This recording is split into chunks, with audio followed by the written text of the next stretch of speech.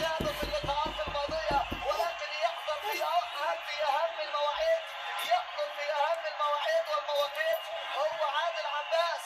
عادل عباس يسعد كل الناس، ويأتي هنا بيقول لهم العقل زينة، العقل زينة، بدعوات الأمهات في المدرجات.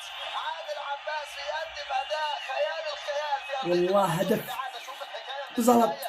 شوف عادل عالمية، وكأنه ماسك دراع البلاي ستيشن يا ربي لك وحطها الحمد، بالأرض، يا ربي لك الحمد. وكأنه ماسك دراع البلاي فوقهم يا ستيشن رجال، فوقهم. وحطها بالأرض.